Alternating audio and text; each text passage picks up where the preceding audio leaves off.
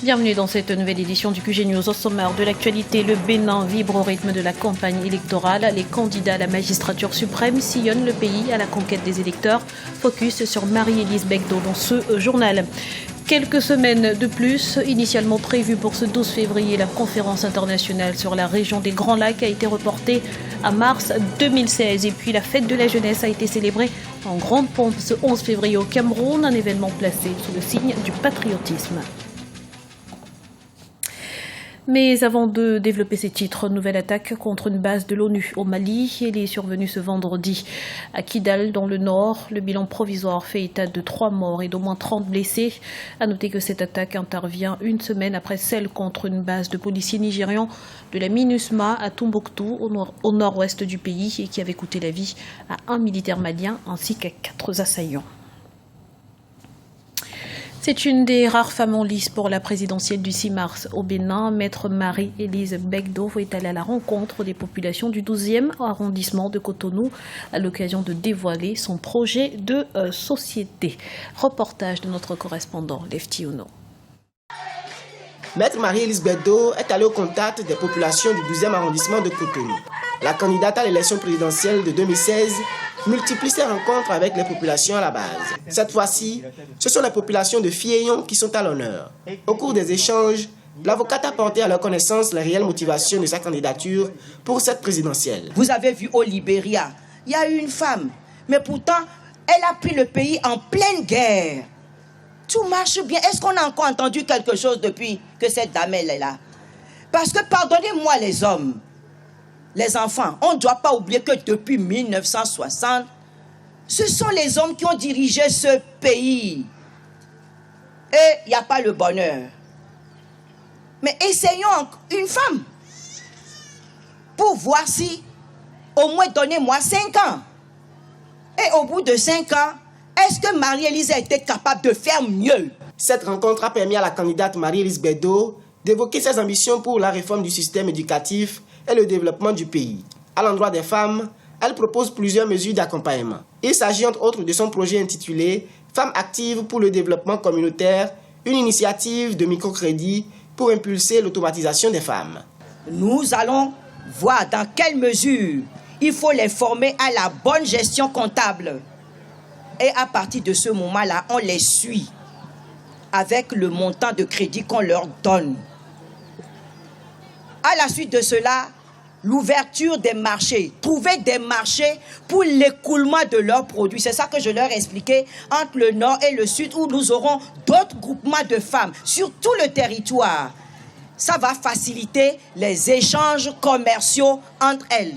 Maître Marie-Élise Begdo est à son 4e coup d'essai. Avocate et femme politique béninoise, elle a été en 2001 la première femme à se présenter à une élection présidentielle. Pour cette échéance qui a été reportée au 6 mars 2016, elle entend mobiliser non seulement les femmes, qui représentent 52% de la population béninoise, mais aussi et surtout les hommes.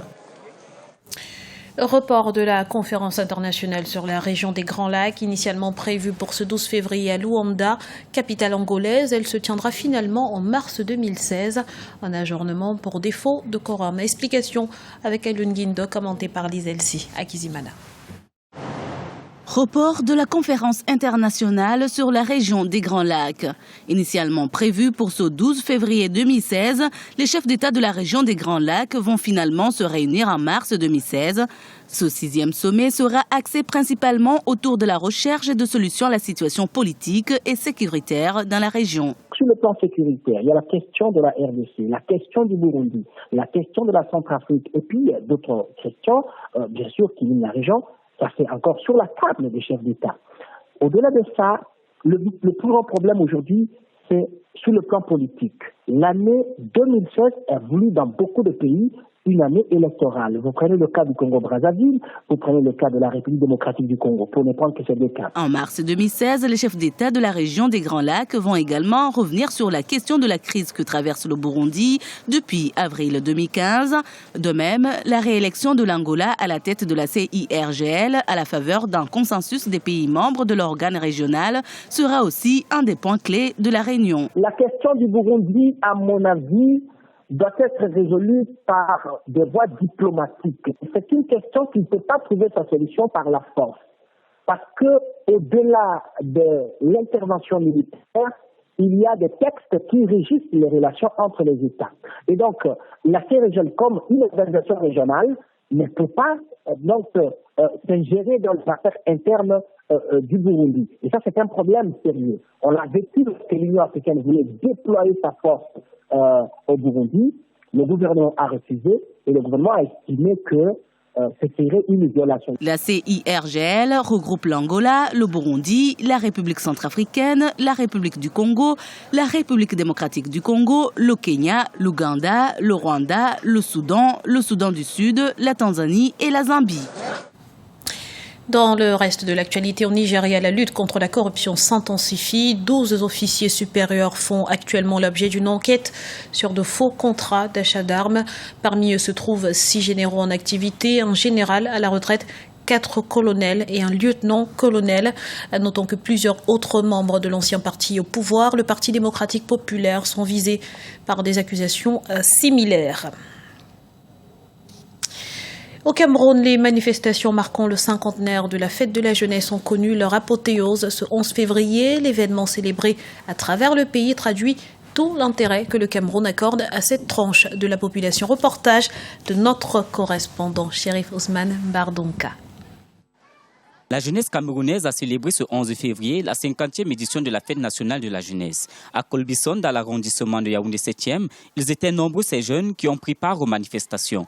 Élèves, étudiants et membres d'associations juvéniles, tous ont témoigné leur appartenance à la République. Ils sont conscients de leur contribution à la réalisation des projets engagés en leur faveur et pour l'avènement d'un Cameroun émergent. En tant que jeunes, nous ne sommes pas oubliés, nous sommes toujours présents. Et cela est aussi justifié par le fait que la jeunesse est le fer de lance de la nation. Nous allons interpeller, conscientiser tous nos concitoyens, tous nos membres d'associations, pour qu'ils puissent véritablement comprendre qu'il y a de l'enjeu dans l'économie numérique, qu'il y a également de l'enjeu dans l'agriculture. L'édition 2016 de la Fête de la jeunesse est célébrée sous le thème « Jeunesse, citoyenneté et lutte contre l'insécurité pour l'avènement d'un Cameroun émergent ». Initiée par le président Amadou Ahidjo, la première édition de la Fête nationale de la jeunesse fut célébrée le 11 février 1966. Elle marque l'importance du rôle à jouer par les jeunes dans le devenir socio-économique et politique du pays. Elle est également une reconnaissance de la participation de la jeunesse à la création de l'État unitaire et l'édification d'un Cameroun prospère. Ceux qui ont bâti ce pays étaient des jeunes. Il faut partir de là, que les jeunes ne considèrent pas qu'ils n'ont pas leur place. Ils doivent jouer leur rôle. Parce que ceux qui ont bâti ce pays contre les autorités coloniales étaient d'abord les jeunes. Alors les jeunes doivent se sentir camerounais, se mettre au service du Cameroun pour que le Cameroun aille de l'avant. Et pour cette année, le président Paul Biya, dans son traditionnel discours à la jeunesse le 10 février, a salué une jeunesse camerounaise riche de potentialités, ambitieuse et inventive.